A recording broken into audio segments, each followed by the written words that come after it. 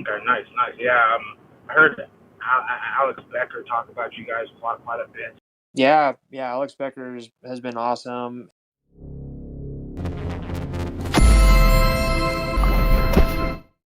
So I'm Matt. I'm the guild manager with BigTime, and I tend to do a lot of our social media outreach.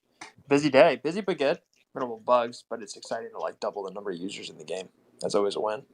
For people who don't know, BigTime is an MMO style game, RPG, where you play through a couple of open worlds, you drop into dungeons, and then the loot that gets dropped are NFTs, so like cosmetic skins. We're in our alpha right now, but when we get to our beta, a big part of what guilds end up doing is actually making and crafting their own cosmetic skin NFTs, and then we have a Lan NFT that they basically build their factory and their hangout areas in. Yeah, I like that concept for sure. The only people can mint are people who actually own the spaces of the land, right? Correct. Yeah. So if you want to make your own NFTs and like upgrade the ones you find inside the game, then you need to have space. You're really incentivized to play in a group because when you play with more people, the drop rate is so much higher. So some pretty strong incentives for like group gameplay, which we think really kind of lends itself to guilds working cooperatively. Right, yeah, I love that. Reminds me a little bit like Borderlands. You'd have to play in groups in order to get the high rarity drops. Exactly. And this is just in the alpha right now. Like there's still a lot more kind of content and functionality to come with the NFTs, but for the most part, people are really enjoying it. That's great. How many tokens you have? What's the utility? How do you get them? So we don't have any tokens yet. So we had a large space sale in December and again in March, and that's really the foundation of what um, guilds use to like function. There is an in-game token that you are going to be able to get, but we're still a few months away from when that will get released in an earlier part of the beta. So we're in our alpha right now, but when we go to the invite-only part of our beta, you can start collecting the token. Token's a little bit different. There is a fixed supply of it inside of the game, and the main way you get it, you do need to have space, and you need to have another NFT inside of it called a Time Warden, where when you have that enabled, you can collect the in-game token as a loot. That's great. I like that. Do you guys plan to do just one token, like a utility token? Yeah, I wouldn't even say it's a utility token. Functionally, it's probably closer to like SLP than anything else, but there's no governance token or anything like that. So there will only be one. Okay, yeah, that's great. Yeah, it should provide more value to the token, which I think is really important. Exactly. I mean, a big part of it was we kind of looked at, the tokenomics of some other games that are out there, learned a lot from what they're doing well or not doing well, and then made sure that we address that before we kind of pile into big time or unveil it in big time. So we've changed quite our economy and how it works with the token quite a bit to make sure that we have something that's much more sustainable in the long run. Right, and that's extremely important too. It's good you guys are focused on that. Yeah, I think it's kind of the future. Like I think Axie came out in 2018, somewhere thereabouts. Honestly, it was a long Yeah, time ago, and it obviously kind of rose to its peak in 2021. But the thing is a lot of people could kind of see that the sustainability of it was quite challenging. There was a general migration of Web 2 to Web 3 in terms of game development talent, but it takes a couple years for these games to come online. 2 years is quick. Three right. to 4 years is more realistic, and so it's somewhat not a big surprise that 2022 2023 is a new wave of Web3 games to come to market, and Big Time just happens to be one of the first of it. I mean, I really do feel like we're one of the best. Right, yeah. Yeah, I completely agree. You're gonna start seeing a lot more better high quality games and talent kind of flooding into the space. Yeah, I mean, all of the wonderful things that Big Time does in terms of innovation, one of the ideas is that we have is make the game fun. It's that Right. simple, but yet somehow that has somewhat escaped a lot of game developers so far as they made pretty complex economies that I don't know, people with PhDs are out there trying to figure out still, and kind of got away from the game part of it. And for us, the game is built in such a way that it's fun and you can make money while doing it. It's play and earn, more of like play and own than anything else. You really own your in-game assets. Right, awesome. And how do you obtain the upgrades for your space, like the time forges and that stuff, time warden? Yeah, so I mean, it's all built on space, and then space like functionally is a hangout area, and it's modular, right? So you can put it together, and you can make it bigger, and it's like I mean, you can make the freaking Taj Mahal out of this thing with enough space, and then swag it out on the inside with these utility NFTs, and then ultimately it's a hangout area for your players. So you invite people into it, and that's very much the metaverse side of Big Time. Okay, that's awesome. And you can connect the spaces to make like one big giant space. What kind of benefits do you get from that? So, I mean, basically, you can add more of the utility NFTs inside of it. So, when you have more space, you can put more of those forges, armories, and time wardens. That allows you to, in turn, either find more tokens or upgrade more NFTs. Um, yeah, and you can basically accommodate more players that way. Okay. Yeah. And what exactly was a timeshare? I know that has something to do with the spaces, but everyone gets one. Nah, not really. So a timeshare is like what we call a world, or what you would probably refer to as like a world. So like that's where you play, and that's so like right now there's only one timeshare. It's called Time's End, and it's like orientation and combat focused, but that's not the way it's always going to be. So we've got this. It varies from like forested areas to like ice caves and some desert areas. But we've teased content for a timeshare that's essentially a cowboys and dinosaurs themed one. We've teased content for an Atlantis theme one, and then one of the earlier ones we're going to release is it's called Epic City, and it's a very community driven one where you can interact a lot with NPCs and do like side quests, a little bit less combat focused. Okay, I see. That makes sense. The time travel part is allows you to incorporate a bunch of different types of gameplay. Okay. Yeah, because you can travel back and forth in time. So like within the lore of Big Time, we can make pretty much any freaking world that we want. The thing about the timeshare concept is, right now if you look at it, the game is like an RPG style and like a lot of close combat, but that it doesn't always need to be that way. We can add some shooters into it. We can add some, more magic focused, and each one of those timeshares is going to have a different style of gameplay to it. And then with the way we've built our character classes, you can add new character classes and switch between them pretty easily. So as we expand, we can add in more characters and then change the style of the gameplay. So it's one of those kind of modular components that we think players are going to like, and it really allows us to keep expanding within the Big Time universe. Right. Yeah, I like that. You guys can do like some PvP type games too. That'd be cool. Exactly. Because that's increasingly like the goal of like the metaverse is like it's a game with a game Right. side of it, and that's what we're able to do. And then just within the general lore of kind of sticking within the storyline we've built, you can do that with Big Time. Yeah, I think I actually answered the last question here about will there be new characters? I think you said there would be. Yeah, there'll be new characters. I think one of the ones that we haven't come out with yet, but is coming soon, is a female character. Oh, okay. Yeah, that's coming. That will happen like probably in our beta or thereabouts. Pretty confident it'll happen before global launch. But yeah, we've released or at least teased like artistic renditions of some newer characters. But I think people are gonna like some of the stuff that we've got on the pipeline. Yeah, that's great. I like they're not NFTs, so you really can add like whatever you want there, not to worry about messing up too much economically. For sure. I mean, the main thing is, your character is tied to this pocket watch, which can be dropped, but it's not an NFT.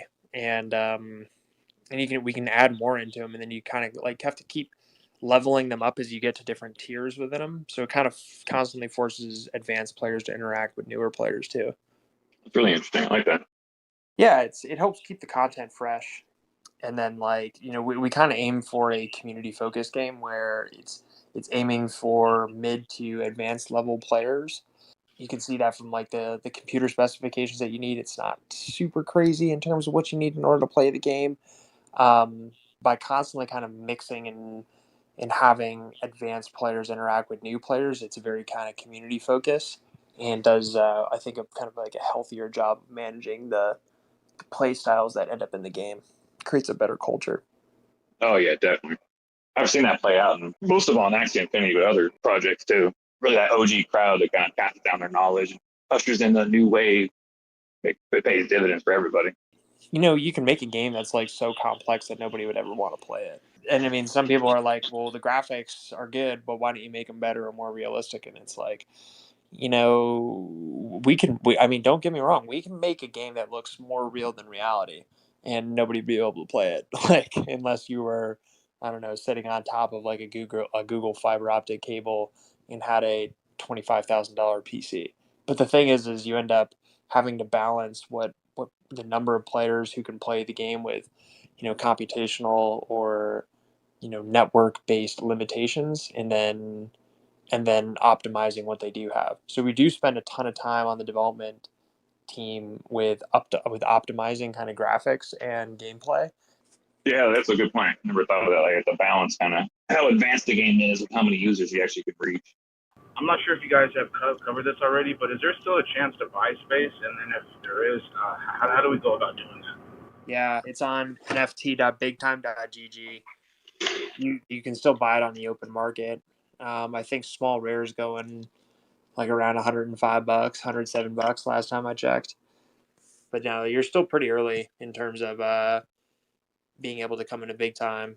We're still probably a few months away from global launch. So I like talking about that with guilds because some of them are like, oh, I already see a game that's out there. And is it too late? I'm like, no, not at all. Like, you're still months away from a global launch. So like plenty early to bring in. It should give a good timing too, as far as market wise. Yeah, that's what I was asking. I was like, man, it's probably a good time to scoot some up. So I thought I might have.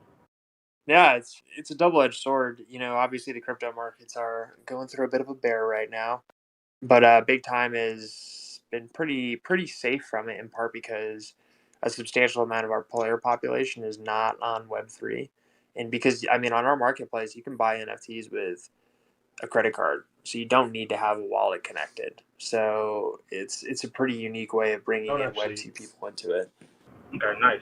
Yeah, I heard Alex Becker talk about you guys quite a bit. So, I mean, I've been following the Big Time for a few months, but then kind of when DeFi, did its thing, I, kind of disappeared from the space a little bit, but, I'm glad I'm getting back into it. Yeah, Alex Becker has been awesome. Him and Bryson, in my mind, are kind of the most two really big voices out there talking about Big Time.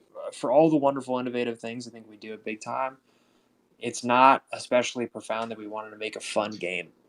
And it's like, but that seems to have us like stick out from everybody else. But like ultimately at the end of the day, like the concept of Big Time being an enjoyable gaming experience should not have been that profound, but it nonetheless has made us stick out quite a bit. Good point. Everyone tries to say, well, we're focusing on the game, but there's really only like few that are actually building good games right now. Absolutely. You guys are one of them for sure. We got any other questions? Oh, we got who is this? Roman Apollo. Is there any plan in the future to integrate it to go work on OS as well as the standard PC? Yeah. Okay. And like, to be fair, I've actually heard of some people playing it on a Mac, but they ran Boot Camp, so they basically just put OS on top of a Mac computer. I mean, a big part of it, I'll be real with you, is some of the specs that come with Macs is kind of suboptimal. So like, we had a couple guys who can run it on their Mac, but it sounds like a jet engine is taking off. Right. And it sounds like it's about to melt it. So I can't in good conscience recommend you to do that. But I do know it has happened. Yeah.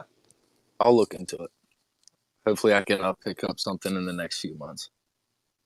I'm still early, so. For sure, yeah. For sure. All right, man. Thanks. Cool. Well, hey, I appreciate your time. Thanks, man. Soulbound, how we doing? Hey, doing really well. I'm impressed with how sane you sound. I think you've been doing these for hours now. I feel like I've dropped into a few of them over the last 10, 12 hours. No, it's great. I apologize. You probably heard some of this a few times. And oh, no, please. This is a huge day. You're launching a huge thing. You've got to tell everybody, and that means saying it over and over again. But it's been really great to hear you guys talking about it and talking about player joy and it being fun to play. That's our big focus. Dub's been having a great time playing, and we're strategizing about how to onboard a team for him.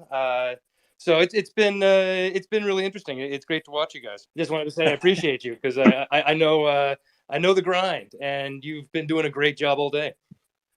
Oh, thank you so much. That's incredibly kind of you. Yeah, Ruby Pass went well. I watched a lot of the streams. I saw a lot of the feedback come in, and just being part of a team when you launch a game, you're kind of always sitting on the edge of your seat. And when launch happens, like, what bug did we miss? And actually, oddly enough, of all the launches we've had, this is the biggest by number of new players, and it was the fewest number of customer support tickets that we've had. So that's a win. Congratulations! Right? That's huge. So that was huge. That's a pretty proud moment for our devs and our CS team, to being like, hey, this is biggest onboarded players, minimal number of bugs. We'll take that as a freaking win. So that was good, and I think people like the content, which is always exciting.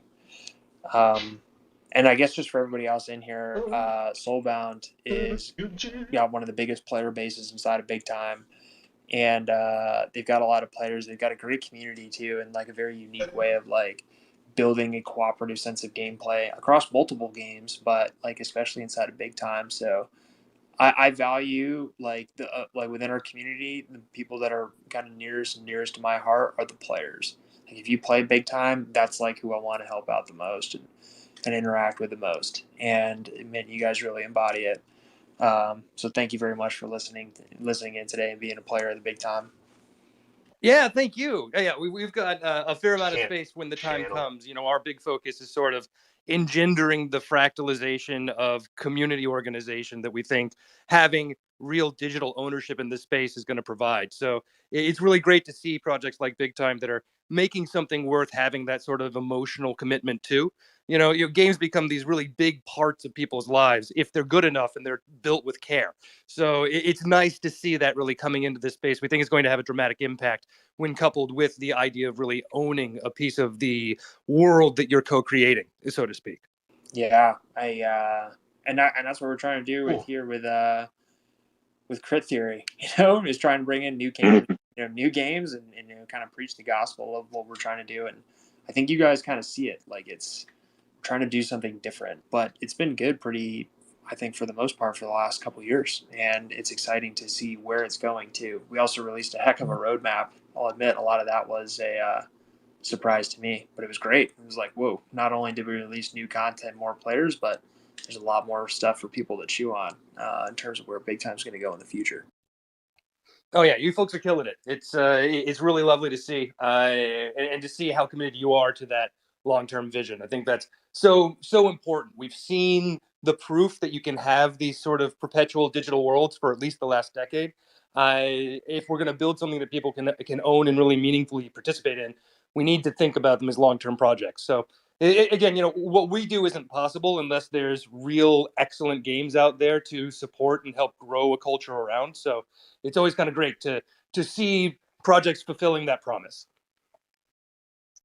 Definitely. Too kind. Thank you so much, guys. All right. Well, thank you very much for hosting it tonight. I really appreciate it. This has been fantastic. And thank you so much to the community for Big Time, Soulbound, Big Time, Limon, everybody else out there from Big Time that listened in. Thank you so much. Interacting with you guys almost on the daily has been a real pleasure. Makes this job very awesome, and it makes it so easy to stay motivated and stay positive. And thank you so much for playing the game above all else.